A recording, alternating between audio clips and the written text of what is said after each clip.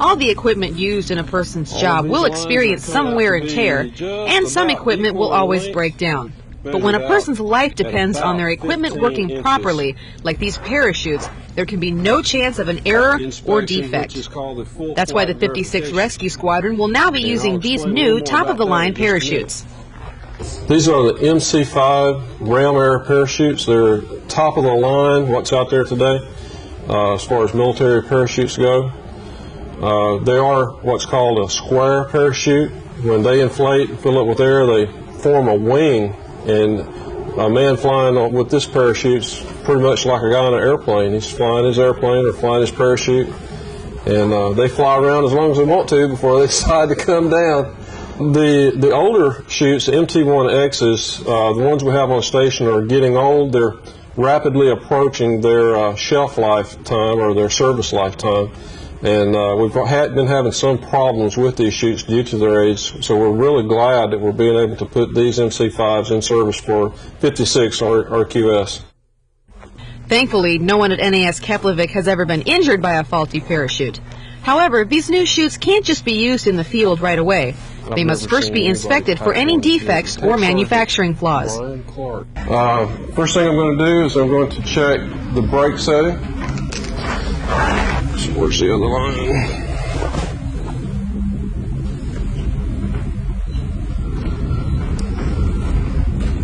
This is still part of checking the brake to make sure it's right. It should be measured out at about 15 inches. We're going to be comparing these lines to line 7D. There's 7A right there. We'll compare the steering line and get a measurement off there. It should be in the neighborhood of 15 inches. B to C should be a difference of 9 inches, plus or minus 1. This canopy has been fully inspected in all aspects. Those three that we just did are just the critical inspections that are done on the chute. It's brand new. It's going in service. RQS will be picking these chutes up Friday. What Airman Kenny has just done and is doing now is adjusting the stabilizers on this canopy. When this canopy opens up, air will be channeled through those stabilizers into the canopy, and that causes it to inflate. Packing the chute properly is just as important as inspecting the chute, and it must be done with painstaking detail.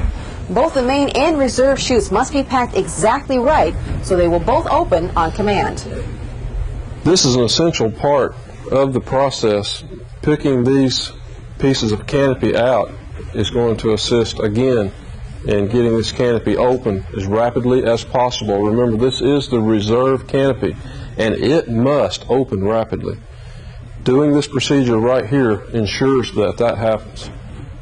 Knowing that we are responsible for these guys' lives is very sobering, and it makes you do the job right. Reporting for Newsline, I'm Airman Stephanie Newhall.